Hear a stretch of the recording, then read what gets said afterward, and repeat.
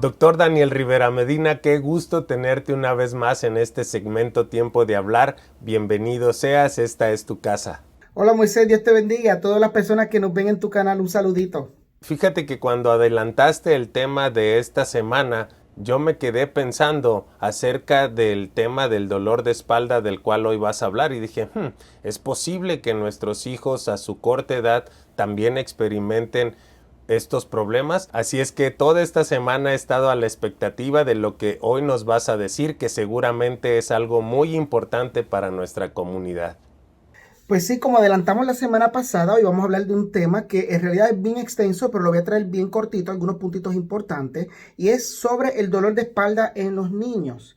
Ahora, los niños tenemos que entender que no son propensos a tener dolores de espalda. Eso es casi siempre para nosotros los adultos después de los 30 años, sobre todo por el trabajo y otras cosas que pasan en nuestra vida. Somos más propensos a tener dolores de espalda, pero los niños se supone que no. Y a todos los papás que nos están viendo, si tu niño se te queja de dolores de espalda, tienes que saber por qué es. Tienes que buscar una respuesta a eso. Ahora, nosotros muchas veces confundimos los dolores de espalda en los niños con dolores de crecimiento. Los dolores de crecimiento siempre en su mayoría son en los huesos largos, como por ejemplo el fémur en las piernas, el húmero. Hay una parte que se llama el plato epifisial en los huesos, que es de donde se replica la célula para crecer. Y muchas veces eso causa dolor en los niños, es algo más común. Pero solo ocurre entre niños entre los 5 a los 6, quizás 7 años, en algunos adolescentes y es más en niños que en niñas. O sea que no todos los niños presentan eso. Ahora, cuando un niño se queja de dolor de espalda, ya eso es una situación un poco más seria. Hay que ver por qué está sucediendo esto. Doctor, me queda claro entonces que aunque no es común que un niño presente dolor de espalda, sí es posible. Y me surge una pregunta para ti que es, ¿cuáles serían las causas que ocasionen un dolor de espalda en nuestros niños? Primero, un desgarro muscular. Niño muy activo, le gusta jugar, saltar, correr, deporte, fútbol, hacer un montón de cosas físicas. Un mal movimiento se lastima uno de los músculos de la espalda y eso causa un poco de dolor y se va con el tiempo.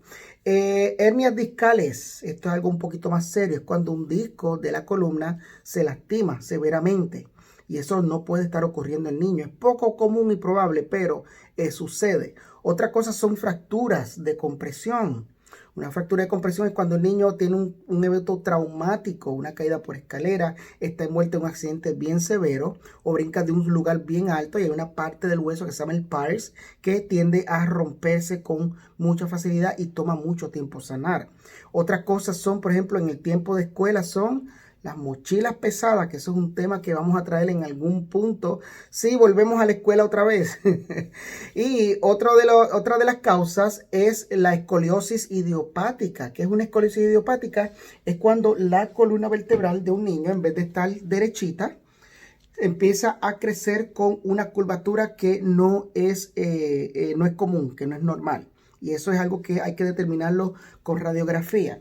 Ahora, ¿por qué traigo todas estas cosas? Porque cuando los niños se nos quejan de dolores de espalda, tenemos que buscar la razón por qué. Y la persona principal para trabajar con niños en la parte médica, pues obviamente es su pediatra. Todo niño tiene que tener su pediatra y su quiropráctico también, claro está. Pero el pediatra es un doctor que siempre va a tener un ojo puesto al niñito desde que nace hasta que llega a su tiempo adulto. Wow, qué interesante es que en ese tipo de lesiones, en algunas como por ejemplo de una caída, pudiera uno pensar que no pasó nada, simplemente le quitas el polvo y listo, pero seguramente hubo alguna lesión interna que es importante considerar. Ahora yo te pregunto, suponiendo que una de estas causas le sucede a mi hijo, ¿cuáles serían los factores o síntomas que yo debo de supervisar a la hora de revisar si hay una lesión y que sobre todo no vaya a ser una lesión grave?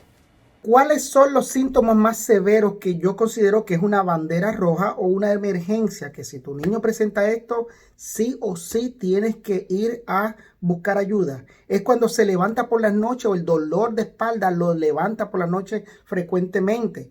Cuando hay una disfunción intestinal o vesical, que significa que el niño con estos dolores de espalda no puede ir al baño hacer sus necesidades. Eso es un caso de emergencia rápida.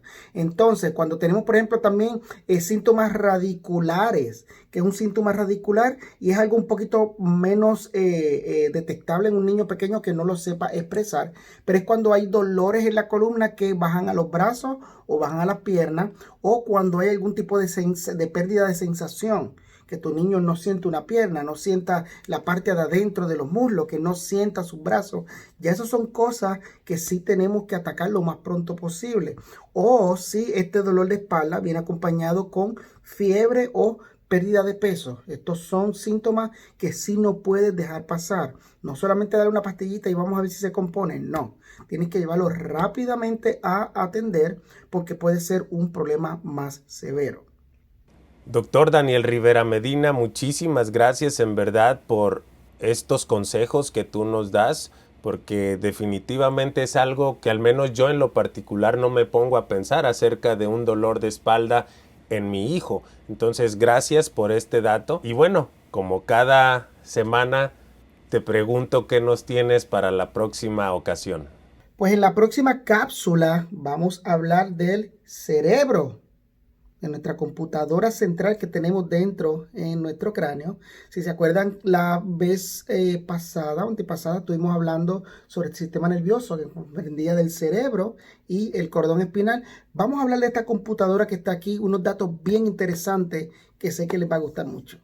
Doctor Daniel Rivera Medina, muchísimas gracias por tu información. Considero que es una joya lo que tú le estás regalando a la comunidad en esta ocasión y espero que todos estos consejos, todos los síntomas, las causas puedan ayudarnos a comprender la importancia de cuidar nuestra espalda y sobre todo de cuidar la espalda de nuestros hijos, que seguramente nos lo van a agradecer el resto de su vida. Así es que gracias una vez más por tu tiempo.